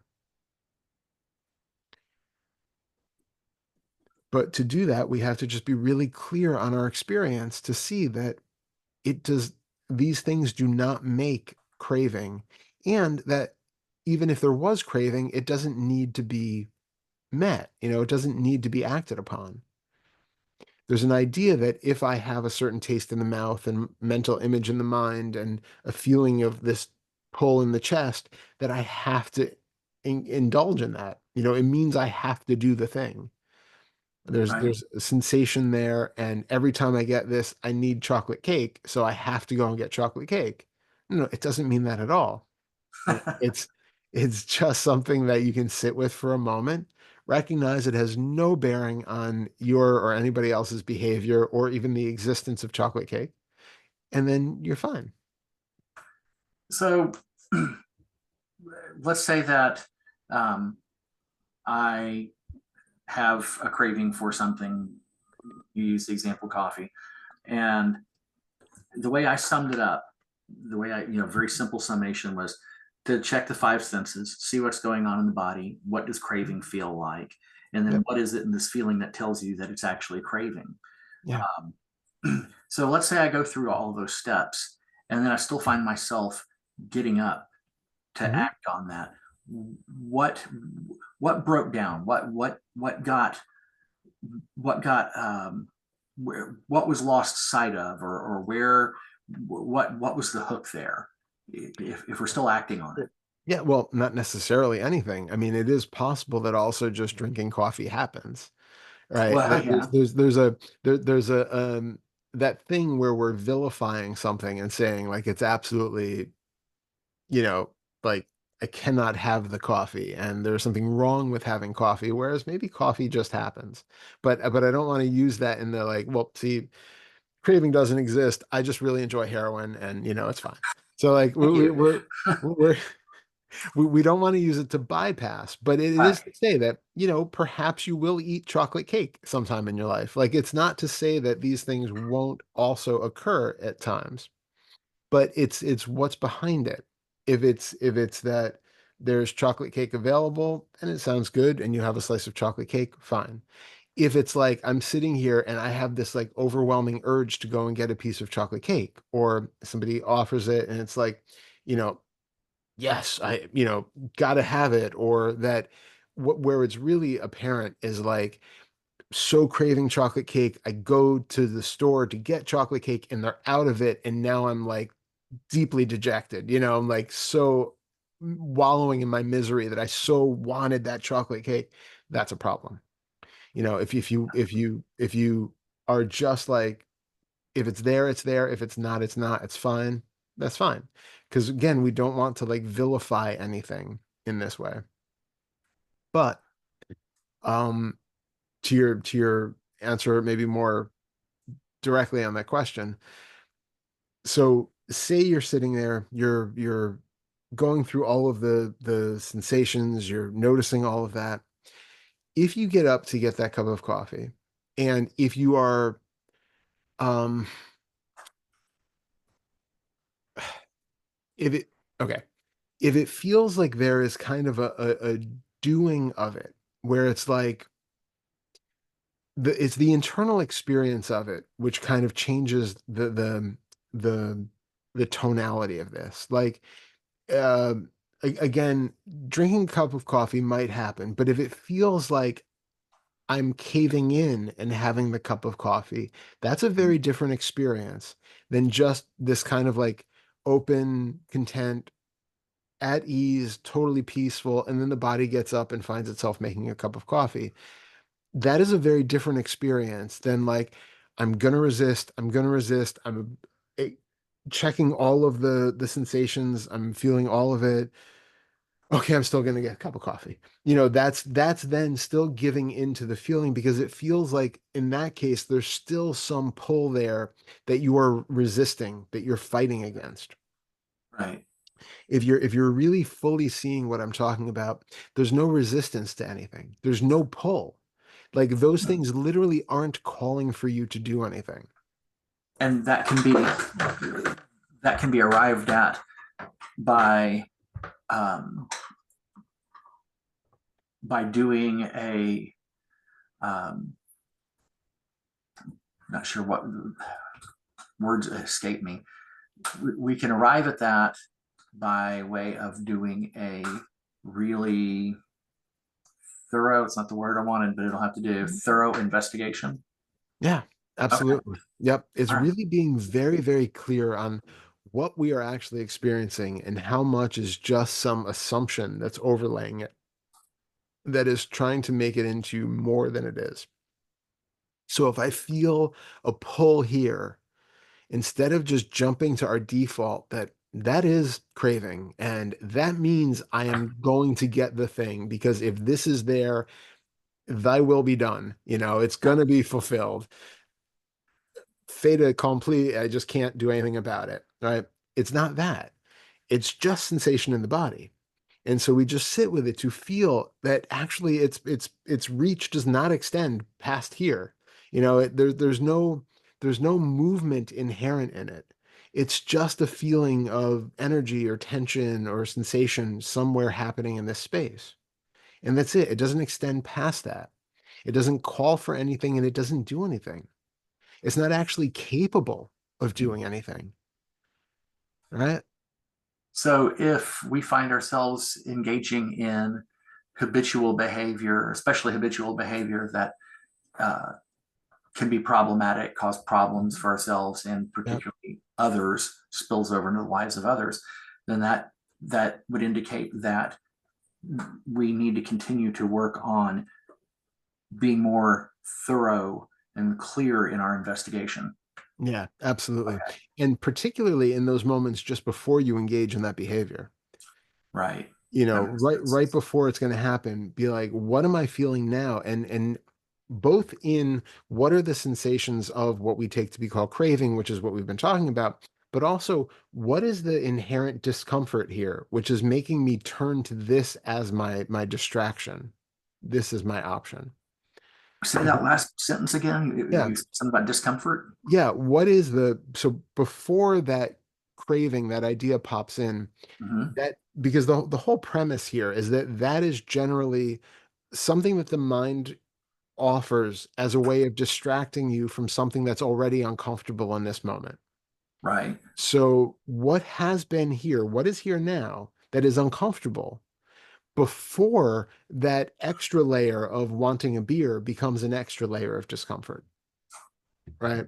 That's the Mm, craving that has kicked in because there is something else that you're already trying to distract yourself from. So what is that okay. first level of distraction? And that could be, anything emotional or environmental or anything else that just seems, you know, a perpetual state of just unease or a perpetual state of sadness or whatever. There's something that's just here in the body that feels uncomfortable, or thoughts that are perseverating and creating narratives that you just want to drown out and quiet for a while. So I'm just going to turn on Netflix and veg out for 6 hours and just completely get out of my mind as much as possible. Come to before you get to the, oh, Netflix sounds like a good idea. I think I'm going to go actually grab the remote. Come back to, oh, I'm feeling these, or I'm hearing this voice in my head that's just going over and over again, replaying my worst hits, and I'm feeling, sensations in the body that just feel so contracted and miserable. Let's go back to those before we even work with the resisting the Netflix, because this is the more fundamental issue. Netflix isn't itself a problem. Netflix is a solution to that discomfort, which is, inherently being caused by some other belief. So it seems though that it needs to be said that we have to be careful because whatever is going on here prior to that impulse to get up and go do something, get something, that can be incredibly subtle. Because I Mhm. know with myself that I don't know, this could change. This could change later today, tomorrow, next week. But Mhm. so far, I can't think of a time when there was actually a words heard in the head Yeah, saying anything about what's going on. It's yeah, usually, well, so far my experience has been it's always below the that threshold of mental talk. yeah, It's something below that. It's not verbal. yep. So notice if, and again, everybody, oops, hold on a second. Let me just go. Oh, hold on. Sorry about that. I was trying to adjust the transcript thing, and that did not work. Okay, as It's you been it's said, been I it's couldn't been tell going anything was along on happening. this. It's been going along on the side of the thing. How do I do? Okay. I don't know how to get that back. Okay, there we go. Got it. Sorry. Hopefully, the Zoom transcription function is better than the one for YouTube. Oh yeah, yeah. It actually looks quite good as it's scrolling along. So that's Well, the the one for YouTube is so bad as to really almost be unusable. yeah, yeah. It's especially Pernilla. Like it does not understand her accent at all, and so That's it's just surprising. yeah, it's just really really bad. Um, yeah, but no. To answer your question, um, it might be that well, obviously we do have these kind of layers of nonverbal thought that can be Right. quite subtle. Also notice though how much of it is visual. Are there Oh, how much of it is some sort of just flashing image of Yeah, something, you're right. You're right. I tend to overlook that one, even because though that I've can had be, a fair bit of experience with it, especially in the last year or so. Yeah, you're right. yeah, they It's a can be good super, reminder. super potent. So there's that. And then the other thing that I wanted to mention while we're on that topic is that, as we mentioned before in the past, but addictions are always that attempt to distract ourselves from something, that attempt to fix Yeah, something. And so that's why the Netflix itself, even if you uproot that urge to watch Netflix, if that underlying discomfort is there, it's just going to turn into an urge for something else. yeah, you're going to wind up playing whack-a-mole. Exactly, exactly. That one addiction just gets supplanted by another. So, Okay. um, Um, so it seems like the implication is that um, in order to, and we have all this language around it, and it all sounds so final, and I understand that it's not necessarily that final, but in working to dissolve or undo or get through fetters 4 and 5, the ability to investigate things well and clearly and thoroughly really has to be, we have to be able to do that. We have to be able to get to that point with it. yeah, Okay. yeah. And that's why 4 and 5, even though we work with all of the fetters as a cycle, as a wheel, Right. everything is available for inquiry at any point. It's Right. still it's easier to do basically 4 on. It's much easier to do when the first fetter is has been seen through to at least a certain degree, Right. because now we don't have as much identification with these things that arise. They can just start to become those sensations that they are. And they don't immediately mean that it's me who's having the sensation and me who's having the thought. And it's absolutely real because of that. So it helps to have that basis of understanding, because that openness of non-self, that spaciousness that's there, is something that we kind of are constantly um re-sparking, re-dropping into with every one of these identifications, right? So the identification of craving or aversion, the I want this, I don't want that, the idea that craving exists or aversion exists, when they're seen through, they have exactly the same feeling of when the self is seen through. That open expansion of like, Ah, oh, that's just a belief. That's just a thought. And there's nothing there. And it just, and then the same sort of ah, thing can happen in the sixth fetter with distance and, this feeling of the witness and all of that. You can have these same sort of experiences of openness where it's just like, oh, that's one more thought that's been seen through, one more thought. And it just leaves you with this openness. And same with the seventh fetter we were talking about, of huh. just a dog licking, just being sound that is not, has no connotations, no stories, no anything. It's just that. And all of these things leave you with that, like, even the 10th fetter of not knowing. It's like what was taken to be the ability to know something and to grasp at it and to hold on to the truth of, anything, that I know this and this is true. That too is just seen through, and it can give you that feeling of just dropping, that relaxation, that openness, that expansiveness, that with every one of these insights there can be that kind of like, open, spacious feeling. And so they're all kind of like, they're almost like all like when you see a magic eye, do like the stereoscope thing where it's Mhm. like two images and all of a sudden it comes together and then it just settles into this, like, you're not forcing it anymore. It's like, Right. when you first start doing it, like you have to kind of force your eyes to cross a little bit and see things. And Right. then it's like it just relaxes, and then you can even move your eyes around and it just stays stable. It's like Right. that. It's like there's that little bit of effort involved to see what's there, and then as soon as it clicks, it's just like, openness. And then in that openness, you can move around and you can, it sort of settles and it becomes more spacious. And it's like that with each one of these beliefs that we're seeing through. Hmm. Um, I wonder if it's saying the same thing just in a different way. I know that last July, that that one big moment. I say that because there was a smaller one that kind of followed it. But that one big moment of seeing that belief and seeing through it, it was very much an aha moment. Like, Yeah. wow, I mean, I've Yeah. been hearing about this forever and a day, but this is what it actually looks like. Yeah. Whoa, and it wasn't really very long. I mean, it was just a few seconds. Yeah. Well, Yeah. I mean, it was Yeah. there, could see the truth of the thing very clearly, and it was actually very simple and straightforward and no big deal. But in Yeah. seeing it clearly, it was almost kind of surprising.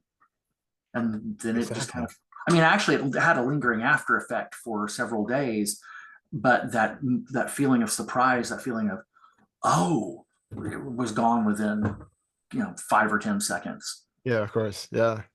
Yeah, but it's that spaciousness that comes with that clear seeing. Well, it's not so much the surprise of it, but the clear seeing that's there, and then, you had that, like, the clear seeing, and then the "oh" was in response to the clear seeing. It's that Mm-hmm. clear seeing that we come back to, as much as possible, and we kind of cultivate that open, Mm-hmm. spacious, clear seeing so that that becomes more and more available, and more a way that we can just drop in and out of feels like identified self walking around, and then, oh, there it is, it's gone. Like two ways of existing in the world, none necessarily more real than the other, Uh-huh. just two parallel ways of being, and positives and, pros and cons to each. Well, neither being more real than the other, but one of them has always struck me as being more honest or truthful. In that there's not you're not selling yourself an illusion or delusion. Maybe 10th better. I don't know. That's how it I struck me. I know completely, and that's the thing, is then what does it even feel like to have that truth? Right? How do we know that that feels true and isn't a delusion?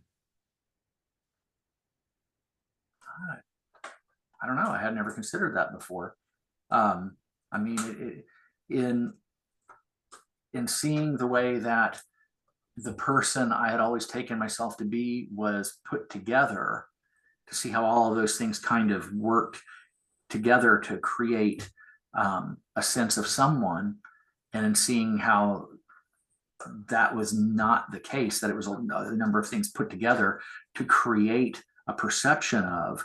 Um, I, I don't see how you could say that's anything less than closer to reality than the way things were seen prior to that moment, if that makes any sense. It does, but it's still coming from a standpoint that there is a truth behind either premise. That it was true that your experience was made up of certain components that really weren't there, or that the components were there, but that, it was creating a sense of self that really wasn't. Yeah. That's based off of an idea. It's a belief Hmm. that I see. existed. And then there's a belief that having this other experience means that it's not there, and that is then closer to the truth. Both of which are filtered experiences. We have no idea what is true and what isn't. There is no way to tell by your direct experience whether something is actually true or not. They're just simply changing experiences. Huh. So you have to investigate what in your direct experience gives you the feeling of truthfulness, the feeling of knowing that this is the true thing. It feels true. What does that mean to feel true?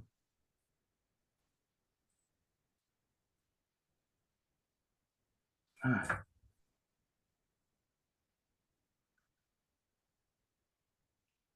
how do you even dig into that? Same I way mean, we do. where's the point of entry? Yeah, same way we do all of them. Come up with a premise that feels true, and then feel into your experience. What are you feeling in the body that seems to be associated every time you feel that something is true? How does that feel? 2 plus 2 equals 4. How does the certainty that that is real feel in the body?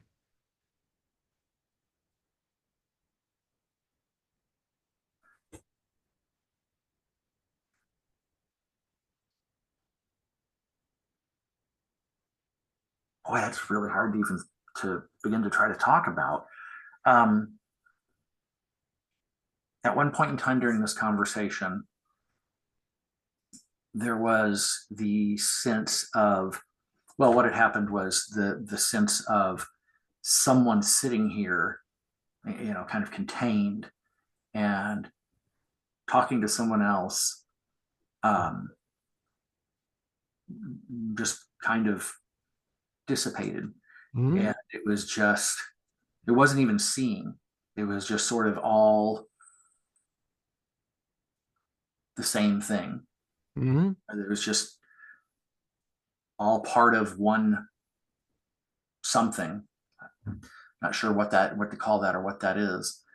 And so the sense of putting together all of these little components to create the experience of someone sitting in a chair, seeing someone, hearing them, responding to them, um, was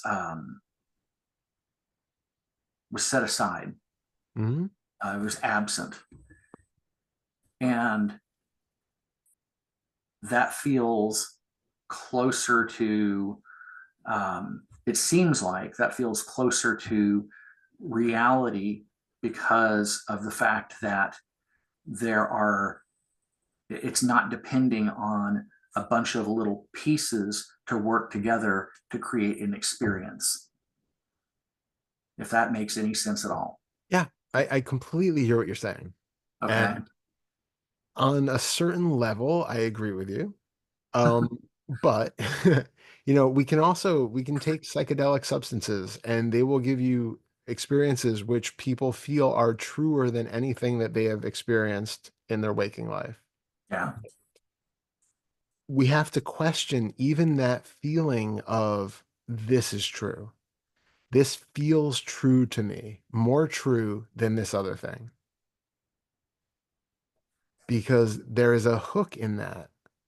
There is still putting a belief in identity, well, there's a belief in there that what I took to be the self was actually not a self. That becomes now a new belief. The next belief is that what feels open and spacious is more real or true than the feeling of being contracted and located. And if you then have an experience where even that turns into some new thing, that all the atoms in the world are one consciousness that just speak together from the same source, that becomes the truest thing that you will experience. And then if that falls away into some other level of absolute whatever, that becomes the truest thing. So at any stage along the way, we have the capacity to have this belief that this is true. This feels true to me. And the question is, just because you feel it, does that mean that it is actually true? No, no, not necessarily, because that's not any different than the idea that most people suffer from, that just because they think something, it's true. Exactly. And that's exactly what we're still doing. We're we are locking into, well, this is my new belief. Now I realize there is no self. Done. And that becomes the new thought that we've believed in just as much as the old one. So we use all of these things as temporary remedies or as antidotes or like a Mm. wrap. So the idea that no self is proposed is because we spend the first decades of our life believing that we are a self. So then we drop in the antidote of no self, we counteract that, and you can have experiences where the self falls away and you recognize that, of course, there is no self. But then eventually, and this is all 10th fetter stuff that we're talking about here, that has to be dropped too if we Ah, want absolute letting go of all of it, because there is still coming down on a belief that I know now I have the truth. That's it. Why? Because it feels true. To whom? To me. You know, there, it mhm. feels that there is a truth here. Even if we take the me out of it, this idea that there is a knowable, fathomable, underlying truth behind everything, which we, with our incredibly limited filtered senses, are going to be able to take in and understand, and that it's going to, somehow be creatable by the brain, perceivable by all of our sensory apparatus, and that is going to be the actual truth of something, is so self-centered and, sort of like egoically delusional, that out of all of the species on the planet, we are the ones that have the correct tuning in of frequencies that we can see what's really true. And we're going to get it because our brains are just that developed. We're going to have all the answers. We can do this. We got this. Oh, we Perception. can't even see. We can't even see all of the um, or sense, whether it's seeing or some other sense, all of the um, various frequencies, whether it's radio frequencies, frequencies of light. I mean, there's just a very narrow Exactly. slice of that that we can actually perceive with our senses. Uh, Exactly. so I see what you're Exactly. saying. Yeah, it's pretty absurd to think that we're going to be able to get to the bottom of things. It is. And this is like a direct realization that everything that we experience is a type of thought. There is nothing that you are experiencing right now at any point which isn't a type of thought. Your experience of the outside world around you is the brain's recreation of light entering the eyes, right? Right? It is not real the way that you or we take it to be as we're walking through it. It's not really the three-dimensional space that we believe it to be, filled, No. populated with all of the characters and objects that we think they are. It is a constantly updating rendering of some, um, uh, you know, accurate enough for us to exist within it representation of what's here. But we don't know ever how accurate it is, aside from if we can interact with whatever is actually there and it doesn't kill us or, feeds us and nourishes us, and we can have experiences that are relatively similar to those other unknowable characters who are walking around beside us. As long as they're close enough that we can have these shared experiences, then we know that they're close enough. They're functional. If they start to be completely at odds with everybody else, then we say that the person is delusional and they're suffering some sort of mental illness, and they're hallucinating. But I really like Anil Seth has the phrase that we're all living in a controlled hallucination. Mhm. So ultimately, it's this, just like we've been talking about earlier, where you see a belief or you see a thought, and then you realize that it is just this thin, wispy, not even a skin of a bubble of a thing. And then that pops or that fades, that goes away. And then it's just that, oh, openness that's beneath it. The same thing happens with this belief that there is that I am feeling and seeing and hearing and smelling and tasting an actual world that is out there the way that I experience it and represent it. And so all of this, every bit of your experience of it is a filtered, conditioned thought. No, it's not even really happening out there. It's happening in here. Exactly. Exactly. Yeah. I once heard somebody say that we're not walking around in the world, we're walking around in our mind's representation of it. And that's stuck with me. Spot on. Spot on. Yeah. So that drops everything. That it shows that all of those things that we take to be craving and aversion and likes and dislikes and all of that, it's all a play of the mind. It's all just mental representations of a world gaming with itself that I need more of this mental representation and less of that one. It seems pretty absurd when you put it like that, It, it It's is. it basically points to the idea that the world any of us are dealing with is kind of along the lines of a video game, Yeah, and you want that thing. Well, that thing's nothing but just light pixels. exactly. Has no substance. Is it really that important? Exactly. And this can be translated to really seeing through all of these beliefs that we have about ourselves. All of that programming that I'm a bad person, I am unsafe, I am, the scapegoat, all those things are just pixels, right? They're just these thoughts that just float through, have no substance to them at all, and then continue on. Hmm.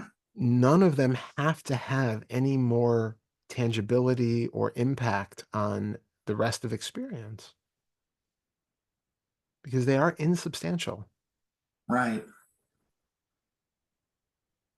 Hmm. And this hasn't been the case for me for whatever reason, but I can see how that would, for some people, lead to either a kind of nihilism, Mhm. or that it might pull the rug out from underneath any sense of wonder or awe. Mm, Um, yeah. and I don't know if I just wonder if that's on the right track or not. Yeah. I think back over the years and some of the really mind-boggling experiences I've had. I mean, some of which are of a type that I rarely talk about, because most when I if I relate them to someone else, they'll kind of look at me like I have three eyes and a horn. Um, and so I look back on this and I think, well, in light of what we're talking about here, they're really just sort of irrelevant. They're for that to work, there have to be a lot of things in place for that to take on its quality of being astonishing or unbelievable or breathtaking or um, whatever it might be. Yeah, You know, absolutely. so I mean, how do we the word went away. Um, how do we navigate that? Because, like I said, it'd be very easy and understandable for someone to just say, yeah, and none of that really means anything. Yeah. Yeah, the issue with nihilism is that, it is still a belief.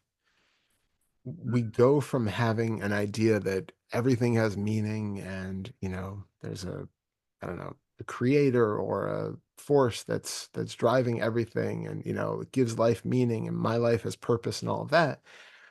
And then if for whatever reason the rug is pulled out from under you and you lose that, if that leads to nihilism, that means that that first belief has simply been replaced by a new belief that there is no meaning, there is no God, there's no point to anything. My life is pointless and meaningless.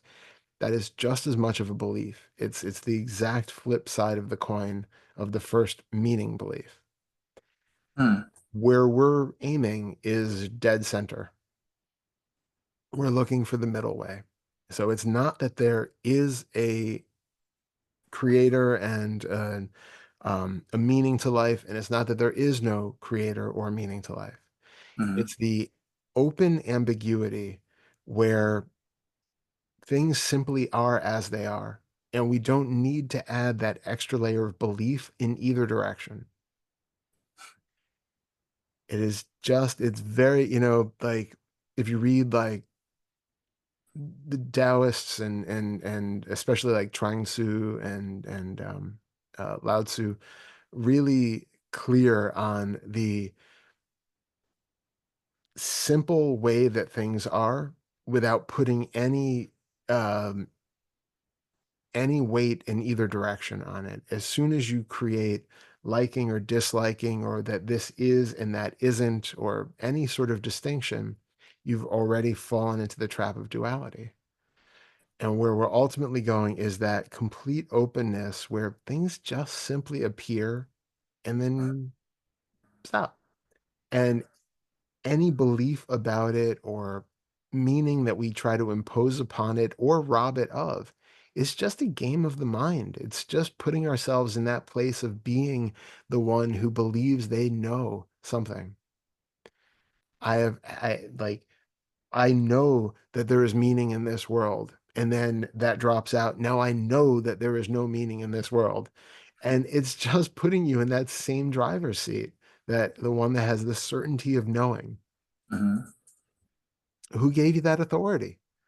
You know, where do we come by that certainty that we know the way things really are? In your direct experience in any moment, can you tell whether there is meaning or no meaning?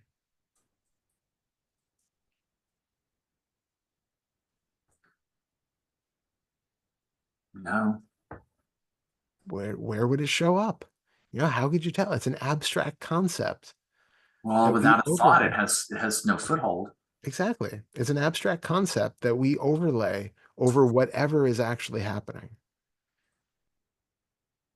But we live our lives as though that abstract concept is the most important thing that we can keep in mind, that we can, that, we have to direct all of our lives to create some sense of meaning or purpose.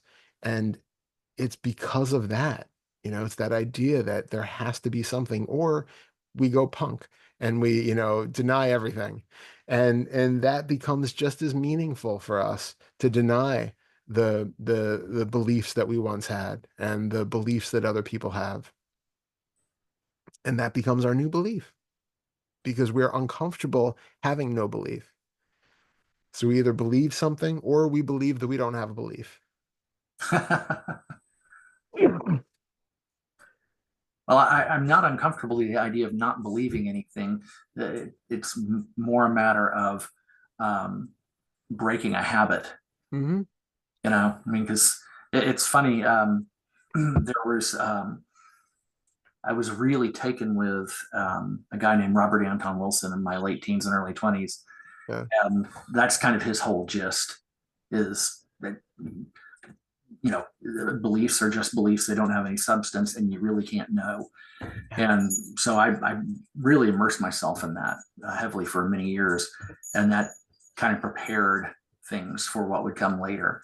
And Yeah. so that idea doesn't make me uncomfortable. It's just, it's more a matter of there are all these habits and tendencies that will continue to push you back in that direction. And it seems like this work is about undoing those habits and tendencies that push you back in that direction, which is fine, Yeah. but it's not always the easiest thing to do either.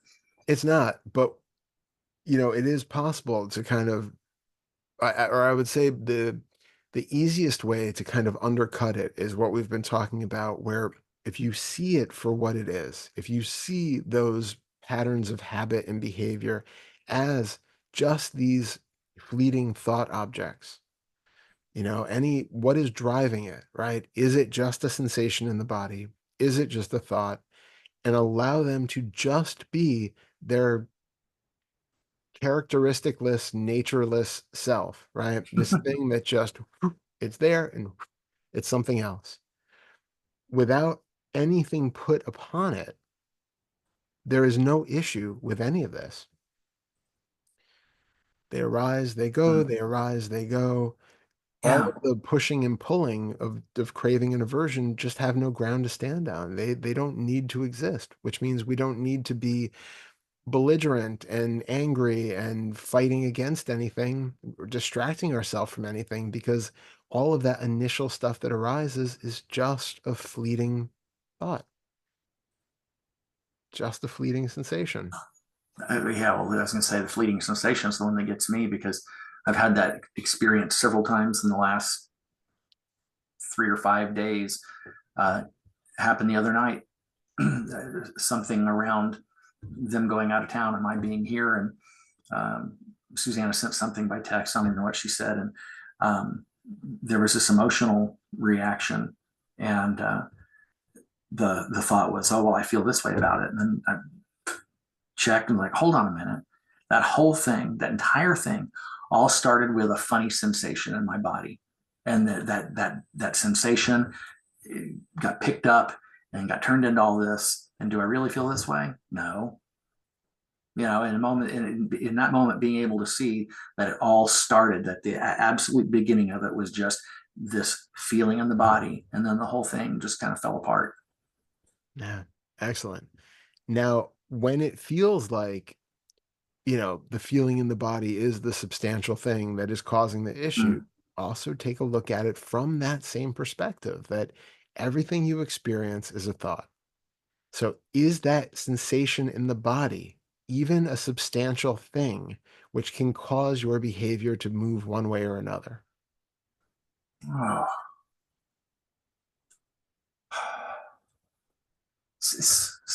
I'm not sure. I hear it. I kind of get it, but Yeah. I'm not quite following it.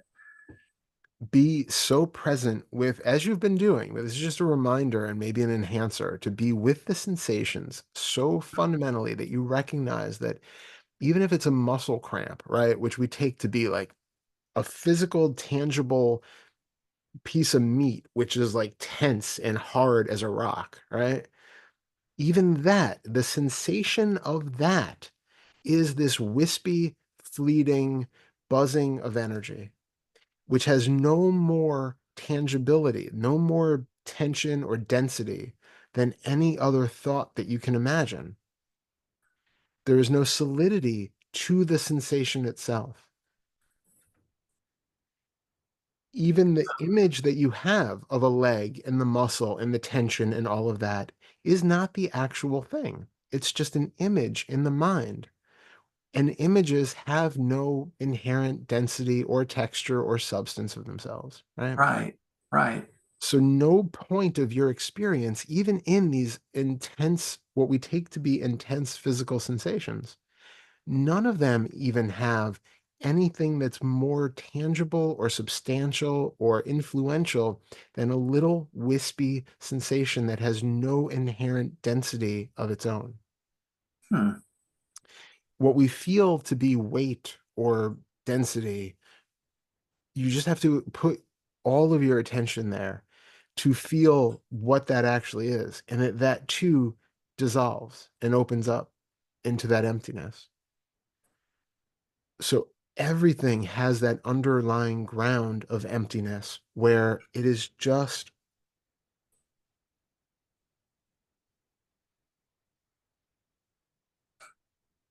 uh, there's no word for it, but there's no yeah, there's no substantiality to it. It's just open. I understand. Everything is built on a foundation of nothing. Exactly. And there's no reason to treat some of those substantial-less empty things as more substantial than others, Yeah. right?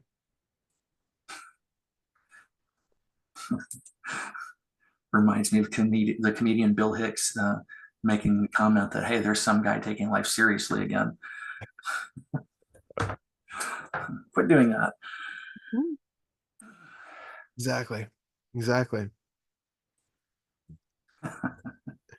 So have that openness of any sensation that you encounter.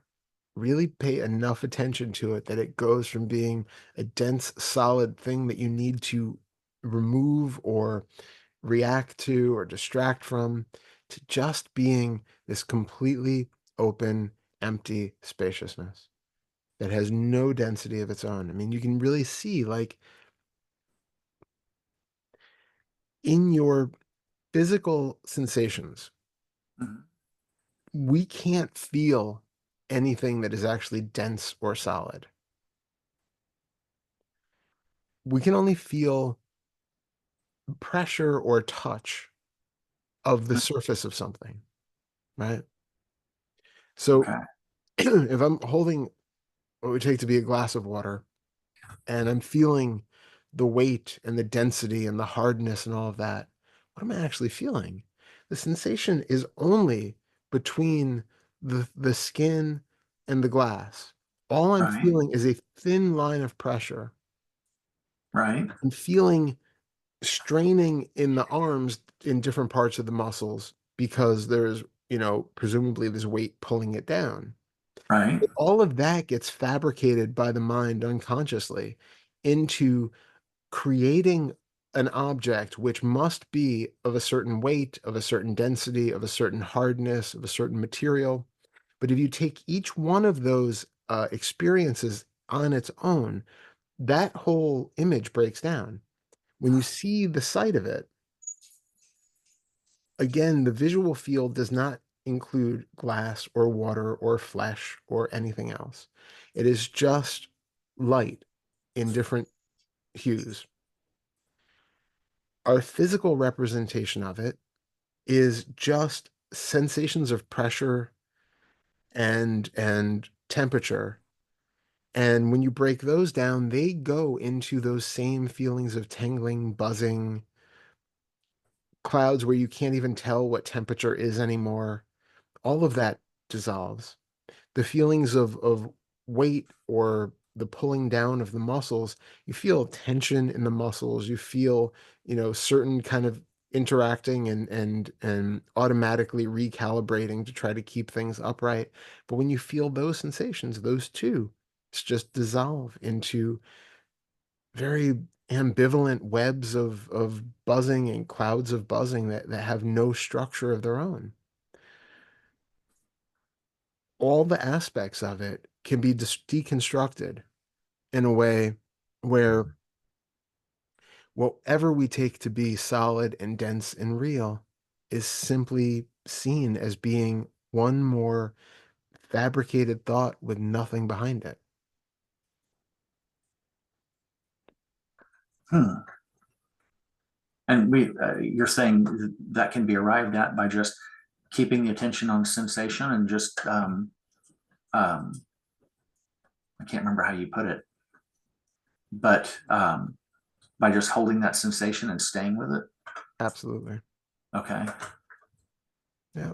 And if you notice any thoughts that intrude giving shape or substance to it that say, oh, but I know this is a glass, or, even the more subtle things that come up that try to make it into something else, just keep coming back to the actual raw sensations as they appear. Okay. And notice once they start to dissolve that the dissolving is happening in a space where there's no direction, there's no locality, there's no substantiality to that. So even those particles of sensation have no more reality to them. And notice the really what we're trying to do is to the brain has an automatic function of binding things together, Right. right? And we're basically undoing that binding little bit by little bit. Again, not so that it won't do it, because generally speaking, it is super useful that the brain can do this trick and Right. really helps us navigate a world without getting run over by cars and, Right. like, so that's great. We don't want to lose that habit, but um we also do want to be aware that it is fabricating a sense of a world which is creating all sorts of beliefs and complications for our lives, which are not necessarily real. And this is to help see through those places that cause us suffering, that cause us identification. And then trees can still be trees and cars can still be cars and all of that stuff can still happen. Mhm. But we can also experience it where we have that insight that no, things really aren't the way that I take them to be. All of my emotional beliefs and self beliefs and all of that stuff are not what I think they are. There's a much more open substrate beneath that where things just dissolve. Mm, okay. And And you that's the same thing you were pointing to a minute ago when you were talking about staying with the sensations, right? exactly, yeah, yeah, Okay. and even that is not a real thing, right? Like the It's just a open framework. substrate is an idea of a way of trying to describe something which is just experienced. Okay. I like the way you put that. Just experience. Yeah. Well, having said all of that, I'm going to go ahead and throw a highly mundane curveball into this and say, Yeah. you look like you might could use a bit of a nap at this point. I think you might be right. Yeah, because your eyes are not as wide open as they were 2.5 hours ago. They're not. They're not. I'm in a very peaceful space, which is helpful, but it's also a very tired space. Yeah, so it sounds like maybe going and being peaceful in the bed would be preferable to being peaceful on the couch upright. That might also be a good thing. Well, okay, man. Well, this has been a pleasure. Yeah, Really, this has been great. This has been great. I'm looking forward to uh, going back and listening to this again. So, thank yeah, you. Thank you very much again. yeah. Well, and same. Thank you. So, Great talking with you. Have a great week. And all I'll right, see I'll you talk to you soon. after a while. All Thank right, you. bye. Bye.